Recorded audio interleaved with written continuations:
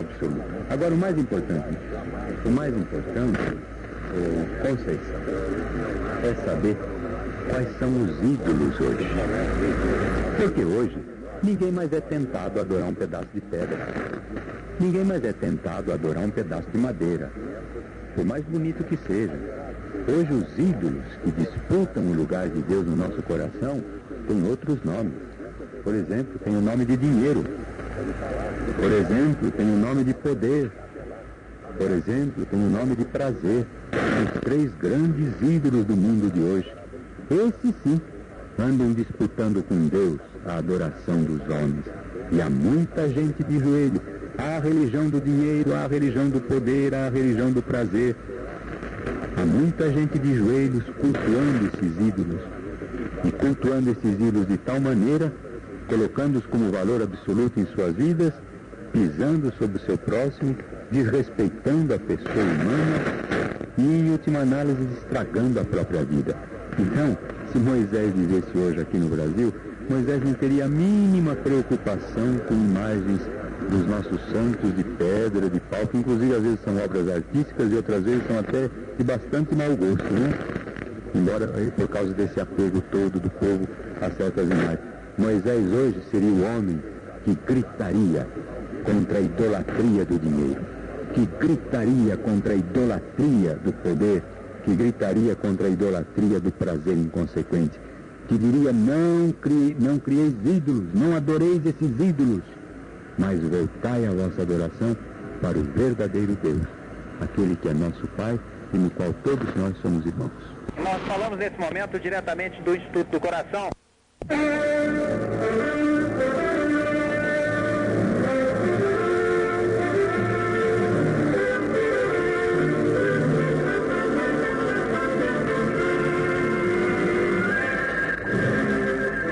Estamos apresentando o Sermão da Paixão segundo a Jovem Pan. Há 19 anos. Esta é uma programação tradicional da cidade na Sexta-feira Santa.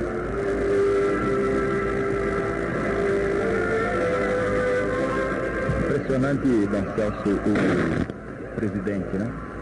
Hoje, tão unido aos sofrimentos, ele se lembra, a mesma coisa que Jesus fazia, se lembra da palavra de Deus. O que ele quer ouvir é a palavra de Deus hoje. Quando os nossos irmãos repórteres falaram que, aliás, foi o próprio Brito também que falou isso, né? Usou a expressão que o presidente demonstrou desejo de ouvir os sermões da paixão. Certamente não se trata disso, quer dizer, o presidente não estava com vontade que nenhum padre fosse lá pregar um sermão para ele. O presidente o que quis ouvir foram os textos da liturgia de hoje, o dia da paixão, e o texto central da liturgia de hoje é justamente a narração da paixão e morte em Jesus Cristo. Por outro lado, na sua simplicidade, é profundamente tocante. Em todas as comunidades hoje, há um momento da liturgia que é a prece universal. E nesta prece universal, uma das grandes preces é pelos irmãos enfermos. Então, em todas as comunidades, pelos irmãos enfermos. Quando a gente recebe lá na UTI, no Instituto do Coração, o enfermo pede para rezar. Não sei se ele mesmo, neste instante, teve consciência em que ele estava fazendo parte, certamente que teve, de uma grande comunhão de oração, que não estava mais simplesmente rezando por ele, pela saúde de uma pessoa, mas que estava rezando para que a paixão de Jesus Cristo passe como força, como graça para as nossas vidas, e que o nosso sofrimento, o dele e de tantos doentes anônimos, de tantos doentes que não estão em UTI, que não estão em hospital, doentes esquecidos, todo este sofrimento faz parte da grande paixão de Jesus Cristo. Faz parte daquilo que Jesus dizia: por quem quiser vir após mim, tome sua cruz e me siga. Então, nesse sentido, a oração cristã é a expressão da grande esperança, da graça, da força, da presença de Deus. Dom Celso, a lição também que esse homem dá, que o sofrimento dele, olha, não é brincadeira, né? 5 operações, e todo o tratamento, tudo do tempo da bolsa, tudo isso. Quantas vezes a gente, por qualquer dorzinha de cabeça, está reclamando, outros por qualquer coisinha estão se revoltando. Por que Deus faz isso comigo? O presidente está dando uma lição, ele vai ouvir a palavra de Deus, para na palavra de Deus sentir como um cristão se comporta diante do sofrimento. Eu acho isso uma lição fantástica. O maior comício do Tancredo está sendo agora.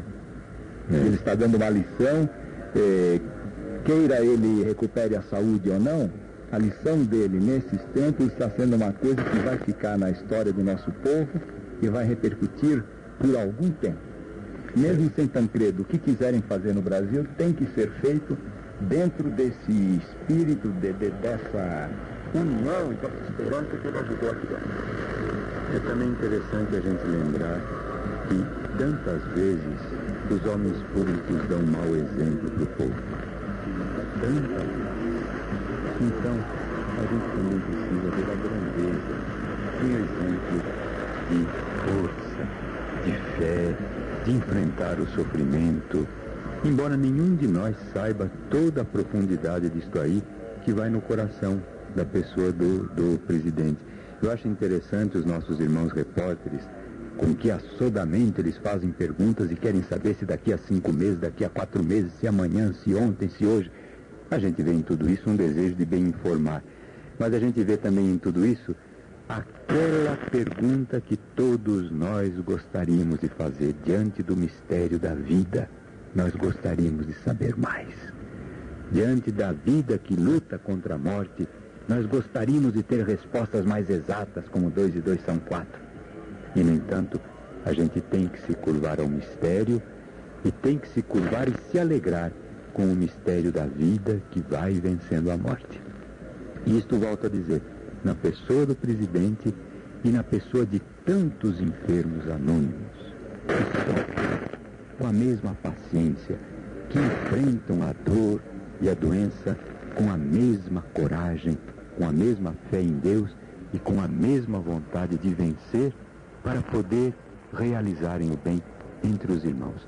Acho isso para nós um grande exemplo de Sexta-feira Santa.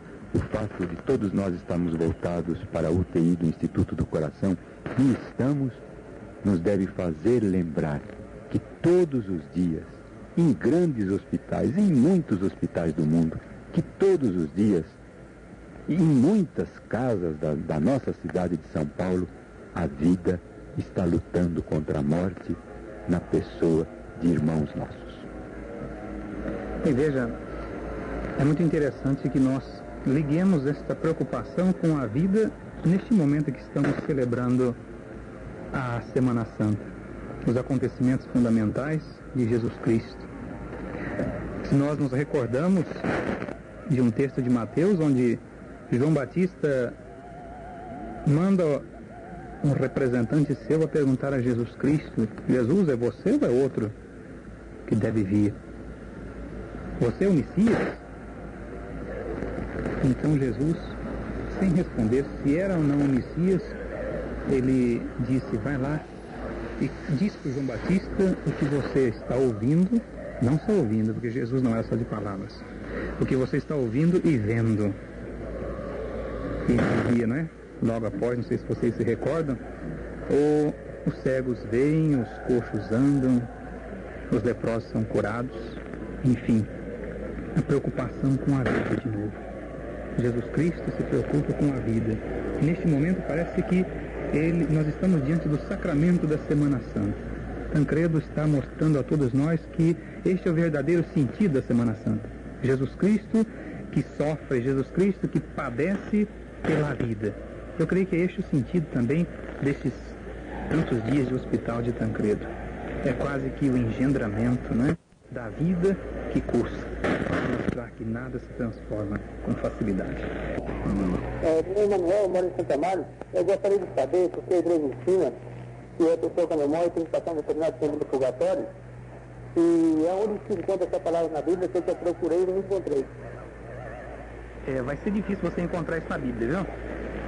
Antes de tudo, gostaria de dizer para vocês que a igreja não ensina que todas as pessoas, né, depois de mortas, têm que passar pelo purgatório. Meu nome é Iraci, eu moro na Vila Nise. Eu queria saber um pouquinho sobre o Congresso Eucarístico. Pertence ao bairro dos Amigos e tem a seguinte pergunta. Há pouco foi feita uma pergunta a respeito do sábado e da imagem de escultura. E foi respondido que hoje nós guardamos a plenitude do sábado. Hoje é o sábado da plenitude. Então eu pergunto, como que fica aquela passagem da bíblica de São Mateus 5,17, que Jesus não veio revogar nem mudar a lei, mas sim cumprir? Eu gostaria de saber. Ivan, você que está manejando a Bíblia daqui para lá, você tem uma resposta para o nosso irmão?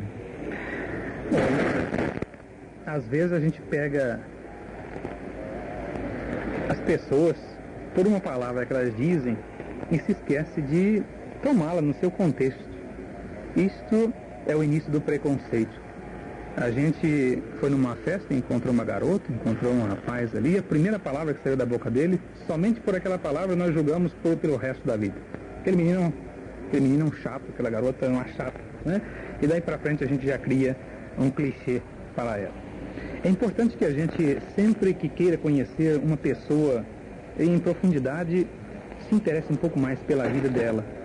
Eu creio que quantas perguntas a gente não vai fazendo ou não vai emperrando a nossa fé por pequenos problemas, porque a gente não tem ou não leva em consideração a experiência total da nossa vida cristã, a experiência total de Jesus Cristo. Eu creio que a sua pergunta é também importante.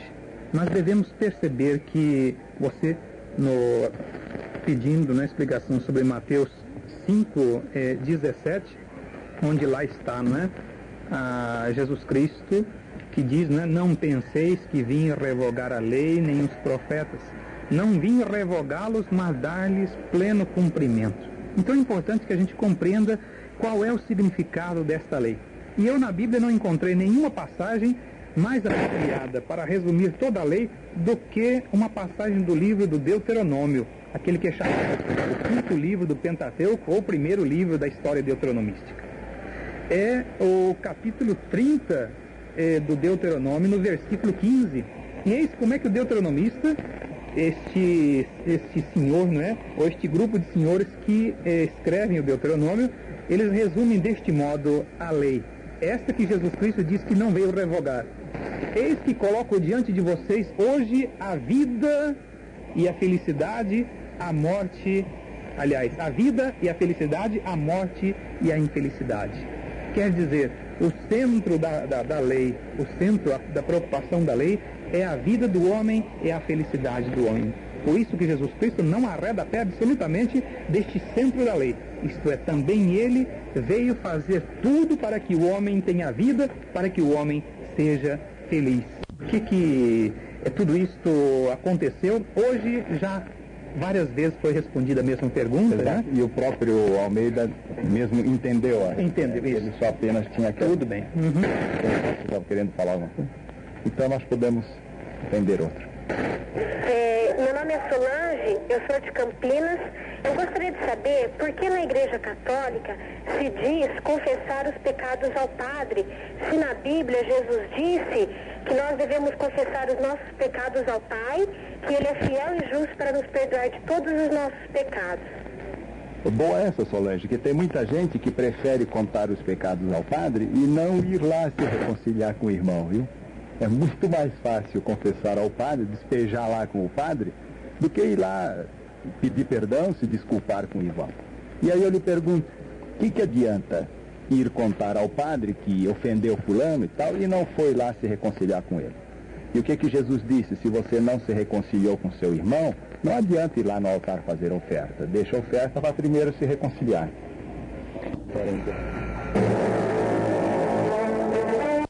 Na igreja. É na Coça-Cunha, tenho 8 anos na paróquia da Nossa Senhora da Candelária. Queria saber por que colocaram uma coroa de espinhos na cabeça de Cristo. O Renato, a essas horas são 21h 36, você com seus 8 aninhos ainda está acordado e querendo saber alguma coisa ainda de Jesus Cristo. Muito legal isso. Eles colocaram a coroa em Jesus Cristo para fazer dele assim como se ele fosse um rei de bobeira, sabe? Debochando dele. E ainda mais, o Padre Ivães, que entende tanto aqui da Bíblia, ele estava me dizendo que tinha mais um motivo de debocharem de Jesus. Porque os reis dos judeus, eles não eram coroados. Eles eram ungidos com óleo. Então, fazendo de Jesus um rei com coroa, era mais um deboche em cima dele ainda. Será que você entendeu?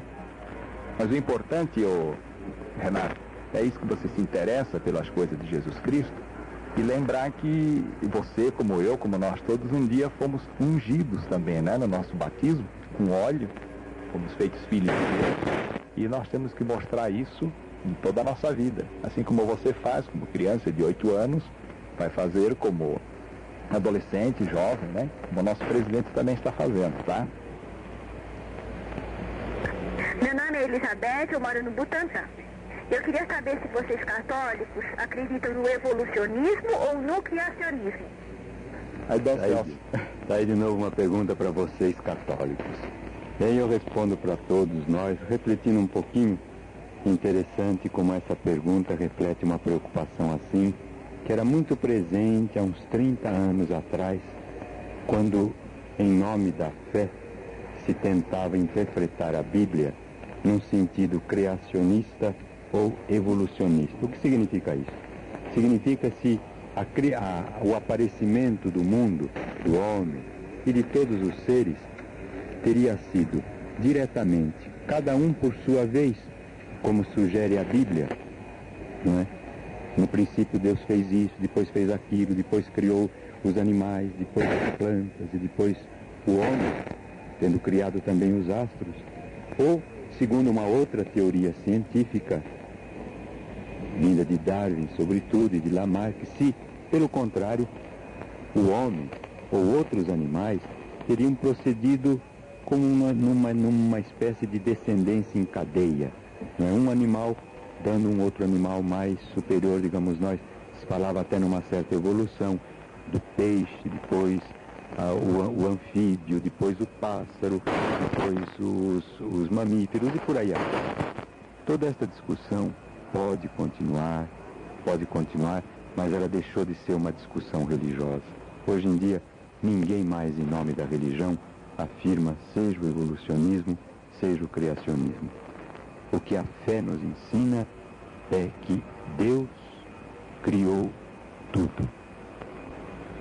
E deixa para a ciência decidir se as coisas foram aparecendo ou uma cada vez, ou uma vindo de outra. Eu até diria o seguinte, que hoje em dia, cientificamente, do ponto de vista da ciência, parece que a única teoria possível é a teoria evolucionista. Mas isso é problema da ciência, não tem nada a ver com a fé.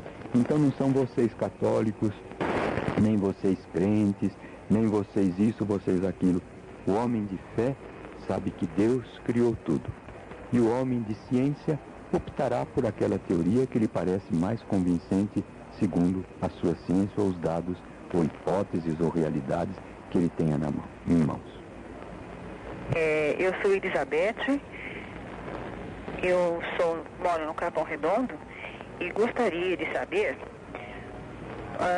por que algumas igrejas ou religiões condenam as outras, se todas têm como uma finalidade amar a um só Deus.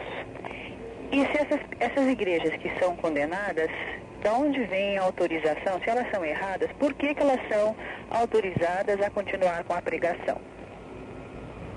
Elizabeth, a sua pergunta é também a nossa pergunta. Por que acontecem essas coisas? Se é para revelar um Deus que ama, por que isso? Condenar ou criticar o outro? E quem dá autorização para tanta gente andar falando em nome de Deus? Isso a gente gostaria de saber também. Quem que está dando autorização? Meu nome é Maria, moro em Santa Terezinha. Sou católica e procuro viver o cristianismo, porque não é muito fácil. Então eu gostaria de um esclarecimento sobre um trecho do Cântico de Isaías 26, se não me falha a memória, no versículo 12. E por mais que eu me esforce, eu não consigo compreender, já que a partir do momento que as minhas ações ou as minhas obras estão fora do plano de Deus, Ele não age em mim. Então o versículo é o seguinte: se o ímpio se perdoar, não aprenderá a justiça. Na terra da retidão, ele praticará o mal e não verá a majestade do Senhor. Senhor, dai-nos a paz, pois foste vós quem agiste em tudo o que fizemos. Então é interessante a Terezinha dizer que primeiro ela procura... O nome dela, Dona Cécia, é Maria. Maria. E ela é de Santa Terezinha. De Santa Terezinha. Primeiro que ela procura viver o cristianismo. Que humildade bonita, né? Ela não vai dizer, eu sou cristão, eu vivo o cristianismo. Acho que todos nós estamos assim, em busca, estamos procurando. E ela logo acrescenta, o que não é fácil. Na realidade, não é fácil e tudo que tem valor não anda dando sopa por aí. É sempre difícil. Mas o texto a que a Maria se refere, o Padre Ivan está tentando localizar em Isaías, mas não consegue localizar a situação, a citação. Embora seja um texto que, assim, de ouvir, você conhece, não é, Padre Ivan? Uhum. Inclusive faz parte dos textos lidos na liturgia da igreja, que é um texto até bastante conhecido. Então, de fato, o texto do capítulo 26, versículo 12, não está aqui, não é? Eu creio, então, que foi... Não confere com esse não confere com o texto aqui, talvez... Mas acho que para ela interessa é a explicação do texto, né? Então, é que a gente... Não esse capítulo e esse versículo. Justamente. Eu acho que, Maria, às vezes é importante, eu já te dou uma dica para a gente compreender um texto bíblico. Jamais tentá-lo de explicá-lo assim, simplesmente por explicar. Este é um grande erro nosso. Às vezes nós queremos responder as perguntas porque foram feitas simplesmente, né? Às vezes nós não devemos responder uma pergunta quando nós não situamos esta pergunta. E de fato eu acho que é muito importante na Bíblia que nós coloquemos cada versículo no seu contexto para compreendê-lo melhor. Que às vezes, de fato, veja uma camisa fora do corpo, ela pode ter um sentido bem diverso, né? Do que quando ela está no corpo, vestindo um corpo e trazendo-lhe calor. Por isso eu acho que seria interessante que nós encontrássemos, se encontrarmos mais para frente, né, a tua citação de Isaías, nós poderemos então refletir um pouco sobre ela. Tá bom, Maria? Então uma dica, a gente não vai responder já como ensinamento também, viu? Meu nome é Ricardo, eu sou da Vila Maria e sou da Paróquia da Candelária. Eu queria saber o que estava escrito na placa pregada na cruz sobre a cabeça de Cristo. Eu acho que quem deve responder isso aí é o Padre Augusto, porque ele foi vigário da Candelária e se nota então que ele não ensinava bem o povo lá. Então agora aproveita e ensina aí. Poxa, estava me entregando. Ô, Ricardo, lá na cruz está escrito, em nossa língua, em português, Jesus Nazareno, Rei dos Judeus. E está escrito um I, um N, um I e um R. Mas isso é em língua latina. Jesus Nazareno, Rec Iudeorum. Eles, como não tem o J, usavam o I. Você vai ver INRI, né? E na nossa língua traduzido dá Jesus Nazareno, Rei dos Judeus. Porque Nazaré era uma cidadezinha desprezada, sabe? Então eles, para desprezarem Jesus, então ainda põem que ele é nazareno. E para debochar dos judeus, os romanos diziam que o rei deles era um nazareno.